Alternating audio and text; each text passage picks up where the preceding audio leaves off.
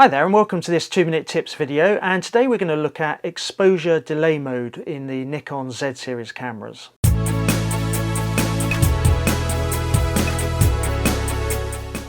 Welcome to this video, and as I said, we're going to be looking at exposure delay mode.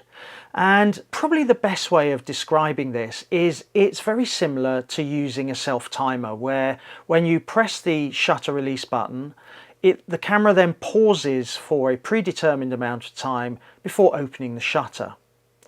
So you're probably thinking, well, what's the difference with shutter release?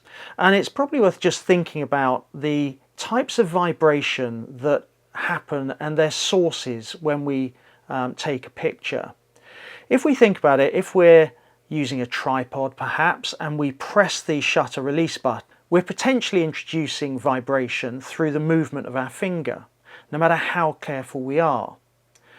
And this is where either using a remote shutter release or self-timer can help, because it will pause the camera to allow for those vibrations to dissipate. In DSLRs, you've then got the mirror that moves up out of the way of the sensor, and that traditionally has been a source of potential vibration with what's called mirror slap, as that mirror moves up at great speed. And then finally you've got perhaps a mechanical shutter that when it opens it can cause very slight vibrations as well. So you've got three different sources of vibration. Now there are multiple different pieces of functionality that we've talked about in some of these 2-minute tip videos aimed at reducing vibration. You've got silent shooting, you've got electronic front curtain shutter, you've got self-timer, and now we've got exposure delay mode as well. So I was thinking, probably like you, mirrorless cameras don't have a mirror to have to move out the way, and therefore you don't have mirror slap. So we've removed one source of vibration, and therefore why would we need self-timer as well as exposure delay mode? Is it a hangover from DSLRs in the menu system that we don't really need? Well, if electronic front curtain shutter is about reducing shutter shock, i.e. the movement of the shutter, and EDM is about mirror slap or vibration from the shutter release button, then are there scenarios where actually self-timer and EDM can be complementary?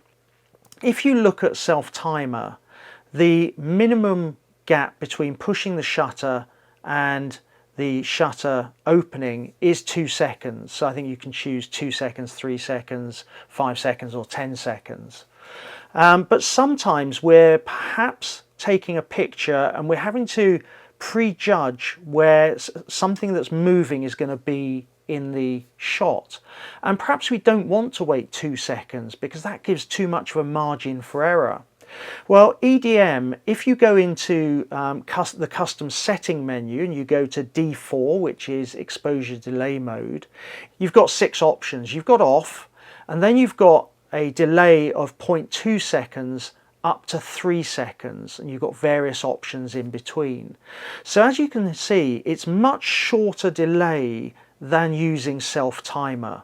So as I say, if you're shooting something that's moving, perhaps you only want it to pause by half a second before the shutter opens, and therefore you've got a much higher probability of the moving subject being at the right place in your image.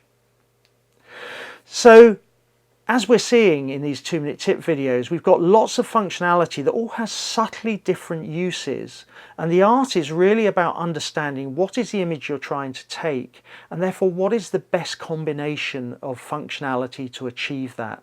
And that's where with mirrorless cameras, like with high-end DSLRs, the real art of the photographer is knowing what to use in terms of functionality in which situation. So let me know in the comments below, are you using EDM for any particular scenarios? If you like this video, hit subscribe, hit the notification bell below, and I look forward to seeing you in a future 2-minute tip video.